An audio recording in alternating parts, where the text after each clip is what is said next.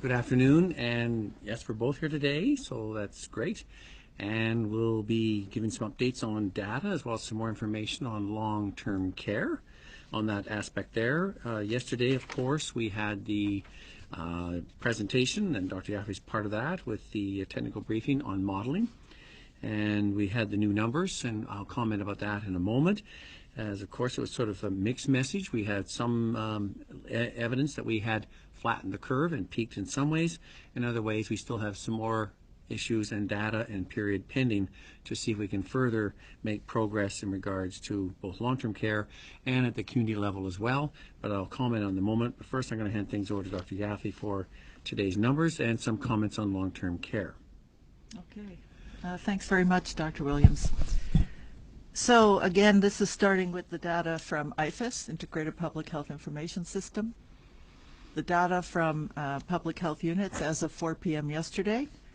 Total of 11,735 confirmed cases of COVID-19 have been reported in Ontario, representing an increase of 551 cases from the previous report. And almost 57% are female. 44% are 60 years of age and older, and almost 60% are from the Greater Toronto Area. We've had a total of 622 deaths, unfortunately, which is an increase of 38 deaths from the previous day. We do continue to see an increase in the number of resolved cases.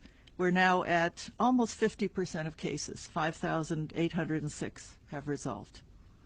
The number of healthcare workers who have tested positive is 1,368, which is 12% of the total. This is a cumulative number, so it's the number from the beginning. It does not represent the number currently positive. We have 859 patients in hospital. Of those, 250 are in the ICU, intensive care unit, and of those, 194 are on a ventilator. In terms of our lab testing, we have tested 174,170 people in Ontario. Currently, just over 5,500 are under investigation, and in the last 24 hours, we have tested 9,330 specimens, or 9,330 tests have been done. So, as you heard, and Dr. Williams mentioned yesterday, the modeling figures were announced. And again, modeling is prediction of the future, and it's not the actual real numbers. So I'm going to be presenting the actual data, particularly for long-term care. We are cautiously optimistic about community spread, but of course we need to continue with public health measures. But the spread in long-term care and other congregate settings seems to be growing. So, as I mentioned previously, there are different databases used to collect the details around outbreaks in long-term care homes, and every database has strengths and weaknesses. And we use them all to help understand what's going on in terms of the disease, its spread, and public health actions. But today I'm going to use the numbers that have been provided to us by the Ministry of Long-Term Care, because they're probably the most timely data. So as of 3:30 p.m. yesterday, we've had 128 outbreaks reported in long-term care, which represents about 20% of long-term care homes in the province. 399 resident deaths and 1 staff death. 1,618 positive residents, confirmed positive cases, 867 confirmed positive staff. Now, we do continue to work hard to ensure the implementation of the critical measures to prevent further outbreaks and deaths in long-term care homes from COVID-19. And just at a very high level, those measures are enhanced and expanded testing, both for symptomatic and asymptomatic contacts of confirmed cases. Approximately 10,000 tests have been completed already, which includes more than 3,000 tests done just over the past weekend. Secondly, providing on-site public health and infection control expertise and ensuring that staff have the appropriate PPE, protective equipment. And last but not least, redeploying staff from other settings like hospitals, home and community care to support the workforce in long-term care. At this point, over 400 requests for staff have been made by long-term care homes, and all matches for this have been approved and actioned. So that is at a high level, and I'm going to turn it back to Dr. Williams now. Yes, well, thank you, Dr. Yaffe. And the modeling was very informative and gives an idea that as far as our intensive care and our critical care, it looks like we have peaked. As far as the community data, we're trying to understand how we are and where we're at in that regard. We know that from the long-term care side, which is a different event that seems to be occurring. The modelers noted that. That was like two different events, the community side and the long-term care side, as Dr. Yaffe's alluded to. And the sense was that that peak has not yet occurred. So there's a delay in the one with the long-term care as compared to the acute care.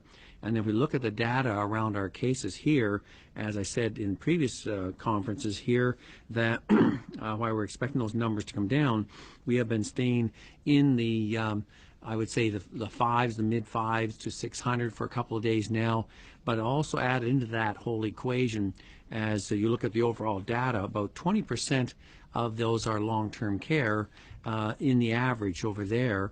And if you take that out, that means we're still in the upper fours and almost in the 500 range there. So while we haven't gone up, we haven't come down significantly, and that's of concern as from our public health measures table to say, do we still have significant community transmission occurring? And it would seem that we do. And so therefore, while we've taken the travel out of the equation, and we hardly have any cases related to recent travel, which is only but understandable, the ongoing transmission community would indicate that still people are having events where they're coming in contact with individuals. I'm not meaning our healthcare workers, who of course are required to do so in those contexts of caring for the various patients, be they in acute care ICU or in long-term care and in retirement homes and also in home care settings. But I'm also talking on general. So we have to watch that as we look at our public health measures and where we'd like to see where we can make some changes in the future. But we looking at those numbers, we'd like to see those community-based numbers coming down extensively. And we've talked about when we flatten the curve, and we have. We're sort of on this plateau at the moment, and which is better than what was predicted with the original modeling, where by now we should have been up to 1,000 to 1,200 new cases a day in the community. And of course, we have not seen that. So the modelers were satisfied that we have leveled, and we're leveling, and yet I can't say we've peaked and come down yet. So we're still watching those numbers carefully in that regard. As Dr. Yaffe alluded to all the things with the long-term care, we are monitoring our other systems in the retirement homes as well. And we have about 65 that are in outbreak at the moment, and they have about 464 confirmed residents, and they've had, unfortunately, 5 related deaths in that regard. So we're monitoring that. At the same time, we're looking assertively at other congregate settings in the community. Our local public health departments have moved in alongside a number of them already on a risk-based assessment, and we're hoping to have some more succinct and clear guidelines in regard to our wide variety of congregate community groups like homes and other ones in the various parts of our municipalities and in the province, so that we can see how we can move alongside, protect them, and assist in helping them to carry out the proper infection prevention control practices that they would need to deal with their various settings. And of course, we want to do so on which ones are at risk more than others in that regard, as well as looking at our ongoing work with Solgen and the correctional facilities as well. So there's many different parts to be dealt with in this. So while we have a sense of having gained a reprieve in the, at least at the moment, in the acute care, in the ICU numbers, that gives us that venue to try and move forward with other aspects to prioritize even further on long-term care, retirement homes, and congregate settings in the community as we seek to flatten the curve on all lines there and do our best in that regard. So with that, I'm going to hand over to media for questions. Okay, we'll move to the phone lines. We'll take questions from the first caller. First question comes from Mike Crawley from CBC News. Please go ahead. Hi, doctors.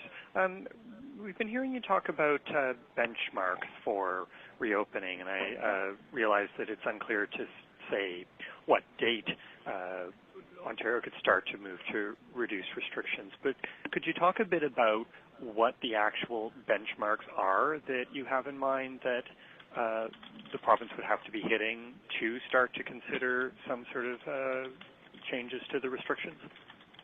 Yeah, well, thank you, Mike. And it's a part of our discussions we're having with our public health measures table under Dr. David McEwen and others from the around Ontario, with other experts to look at and saying what could those metrics be in Ontario that would give us evidence base towards making a decision.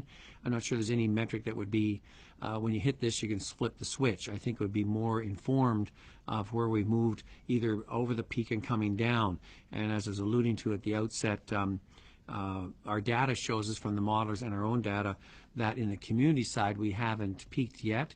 We've sort of leveled and we haven't started coming down the other side. So one evidence is that as we progress, WHO has certain standards. We've seen some others from the USA and various other sectors, so we're doing the jurisdictional scan.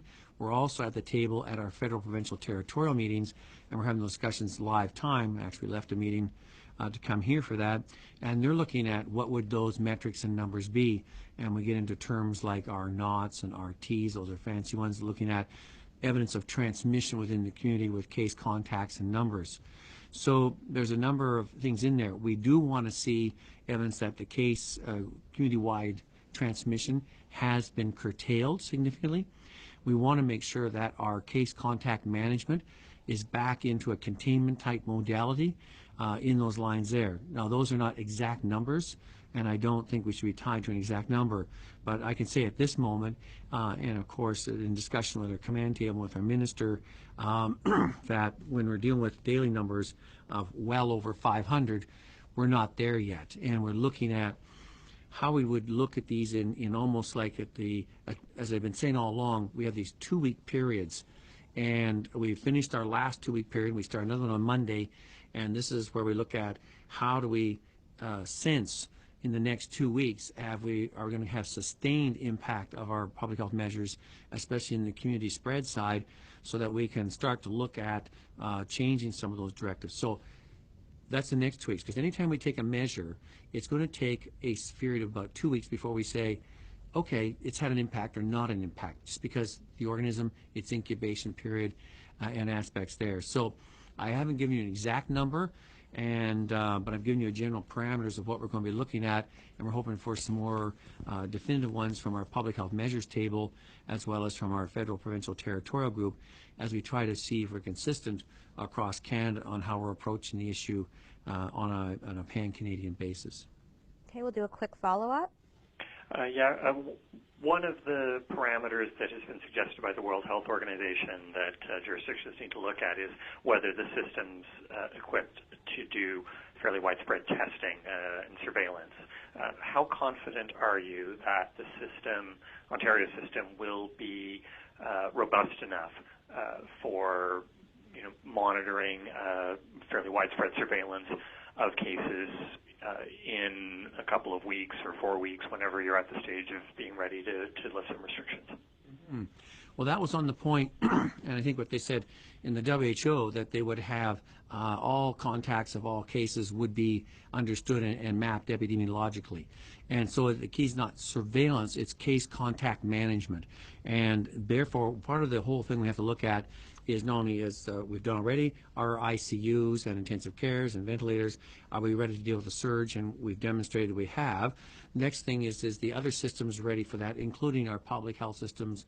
Are they ready for doing the intense case contact management?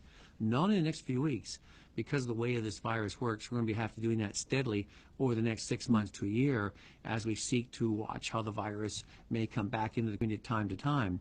But can you make sure that you have back into the containment mode the testing, but the testing combined with case contact management, and so you can map all the cases attached to it, or all the links attached to a case, and watch those as well, so you can contain it within either 1 or 2 individuals, small groups, or if in a setting, and not spreading out to the community at large again. So in that sense, we would agree that that's very vital, like the WHO has noted in that regard. Next question. Next question comes from Rob Ferguson from the Toronto Star. Please go ahead. Hi, doctors. Nice to see you both back. Just wondering, just to follow up on Mike's question, what do you think of, we keep hearing that two weeks of no new cases is something that we need to see. Is that what we need to see in Ontario? I'll let you handle that one, Dr. Yaffe. Well, thank you. I mean, that would be great. It's probably unlikely to occur, certainly in the near future. I would say that, that is not, like, we can't wait till we get no cases for 2 weeks. We may be in our current state for a very long time if we do that, but we do need to have a very good system of active surveillance and identifying cases, as Dr. Williams said, particularly in the community. Right now, our testing is very much focused in the long-term care and retirement home and probably other congregate settings, in addition to the testing done in the community.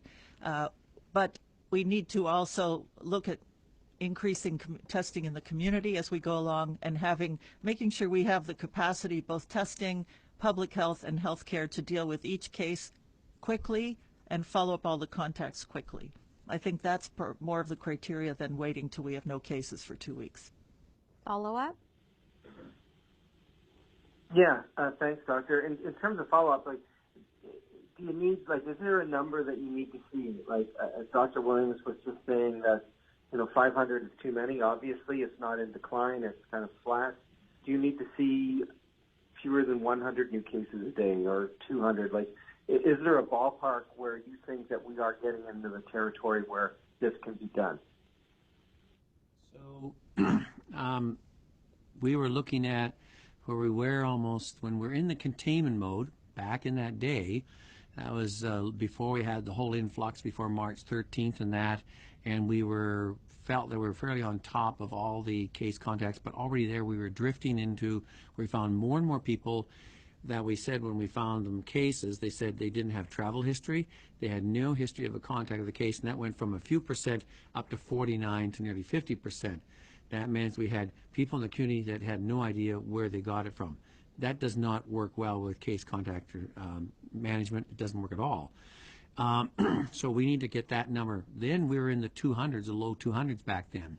So we have to get our community numbers. Let's see, we're going to try and extract the long-term care numbers out of there because that's a whole different undertaking.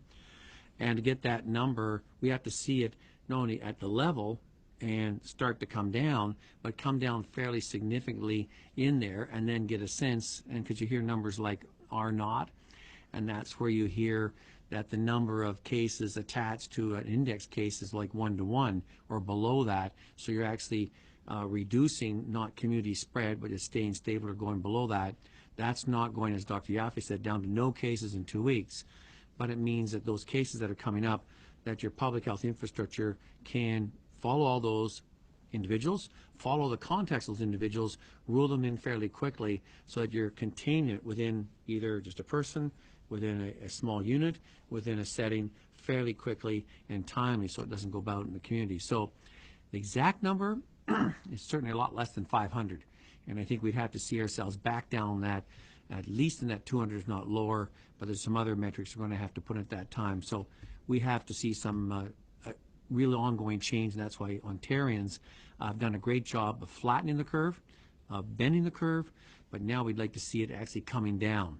And we think we have to stay at the true course now for the next 2 weeks to see how much we can really impact that.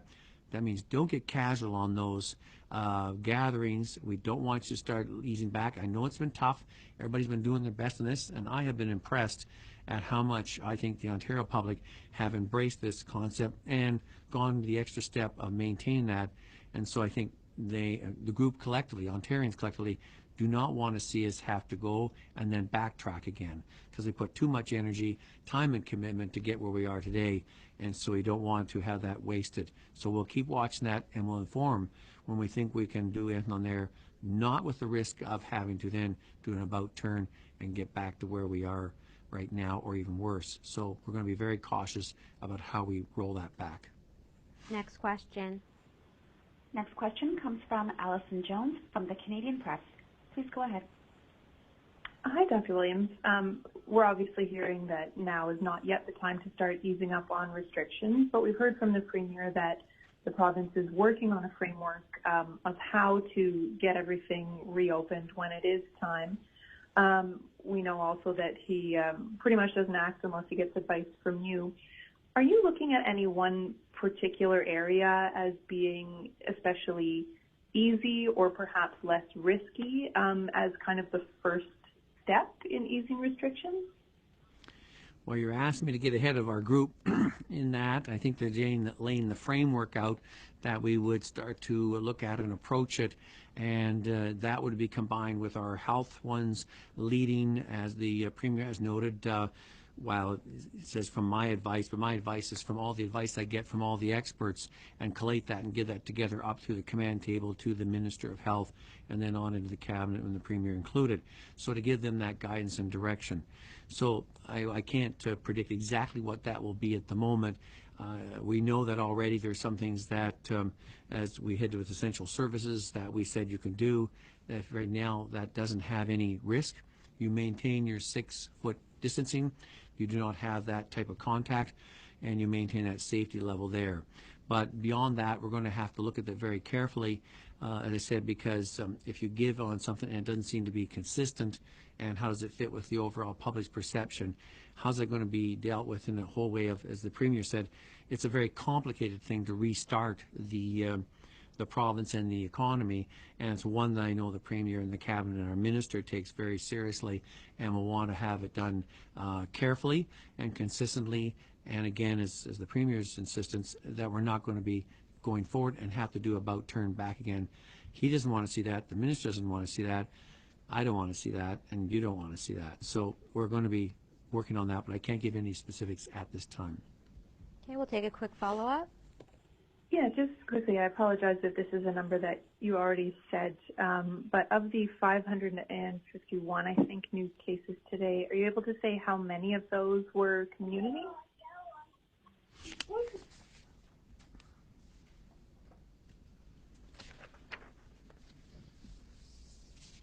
Those two there, the long-term care, that's all you got. Yeah, I think it's general. So we don't have the exact. We do have the fact from our long-term care data that Dr. Yaffe was alluding to, between the residents and the staff. It comes around to about 74 cases. Now, it won't be direct arithmetic, but you know at least a good portion of those ones in that 500 are in that range. As I said, the overall data is about, averages about each day about 20%. Actually, so the actual percentage from the IFAS data is 30.5% of the cases, community transmission. But you have to keep in mind that for about 41% we don't know. The information is not available. So of the ones we know, 30%. Were you asking on community transmission, or how much is community as compared to long-term care? I thought you were saying what other numbers of the 550, how many are long-term care and how many are community? Is that what you were asking? Yes, sorry, community versus long-term care as you've broken out in previous days. Right, and I said my administrative data would say about that the current one, because it's not exactly in sync with the IFAS data, 74, but I think you could take the idea that it's about 20%, so at least around about 100, probably the overall is due to long-term care. That's just a percentage on the overall data percent there, and we're trying to get those two really in sync if we can, so we can be more exact. But the new long-term care data today is 74 new between residents and cases. That's theirs, plus we have the backlog of some of the ones being put into IFAS in there. So it's the 550 is an IFAS data, the 474 is administrative long-term care data. I would say my average is about 100 of that 550 is somewhere in that range as long-term care. The remainder is community, which still puts us in the mid 400s. Next question. Next question comes from Alison Martel from Reuters. Please go ahead.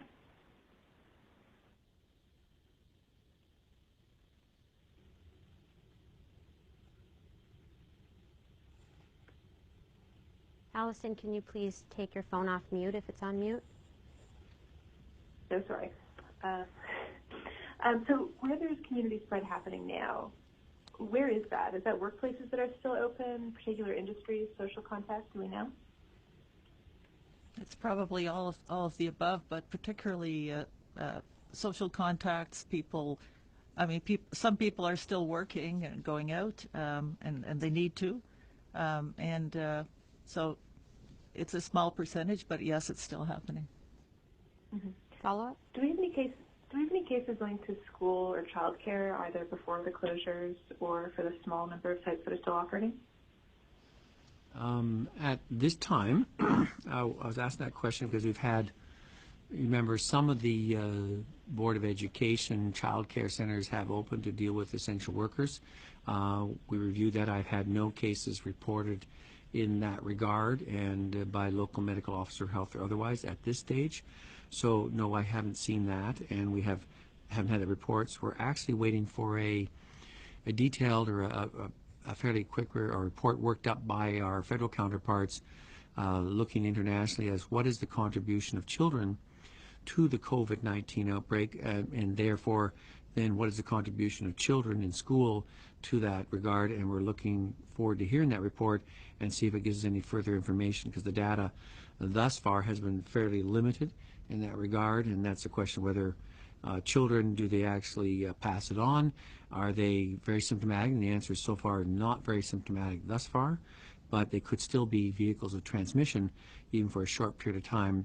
But the data is not sufficient yet that I've seen, and we're looking for our federal counterparts with the international community to give us some updates in that regard. Okay, we'll take questions from the next caller, and it'll be our last caller. The last question comes from James Moore from News Talk 1010.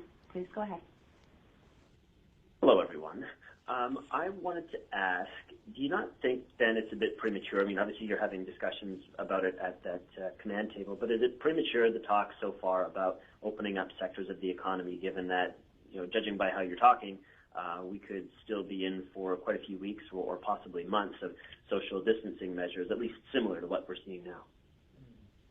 Well, yes, and I think in that regard, the discussions we're having is at the high level, framework level, in that we need to start that early to do the thinking about it, because as everybody says, and the Premier especially said, restarting is going to be more challenging than closing. And you need a lot of lead time from the different sectors to look at the many components, because it's not just simple turning up a switch. There's a lot of things you have to do in series and cycles, so it's going to involve all parts of government and groups in decision making. Therefore, the thinking about that can never start too soon, because even if you have a lead time of 2 to 3 or 4 weeks, that is still in sometimes not enough lead time. So I think the discussion needs to take place, as each sector has to look in their own regards, and the government as a whole on how taking the direction advice from the Ministry of Health and from our public measures group on how they might incorporate that into a comprehensive, well thought out and sequential plan. Okay, we'll take a follow-up, and this is the last question. Okay, so one day the pandemic is going to pass and we'll be widely inoculated against COVID-19, and I wanted to know, when that day comes, would you support the idea of changing the culture and the etiquette, I guess, in this province, when if you are feeling sick or if you feel like you have a cold coming on or a cough or a stuffy nose or whatever, do you think that the expectation should be that if we're going outside of our homes that we reach for a mask and wear that outside?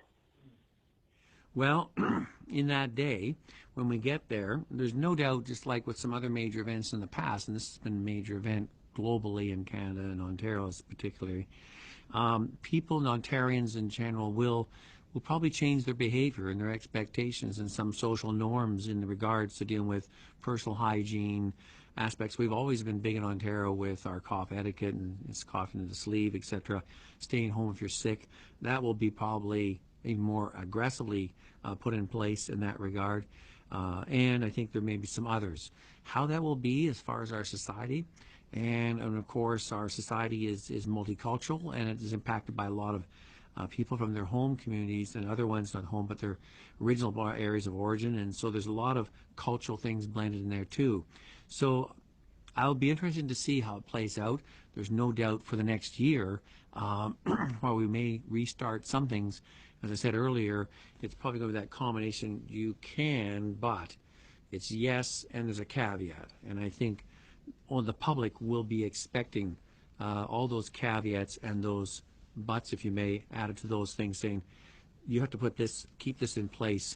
And I think the public are going to be asking for that to be included in those recommendations that may be embedded in a new cultural norm. But let's wait and see. That's still a while off. I'd like to get out of this current one and even get a breath before we go into the fall to see if there's any secondary waves and to continue to see if we can not only contain it but keep it out. But that's a plan, that's a vision, and I think we've invested in it. I think we keep going at it. I think we'll be there in that day.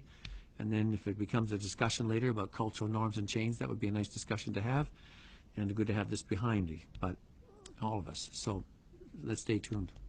Thanks, everyone.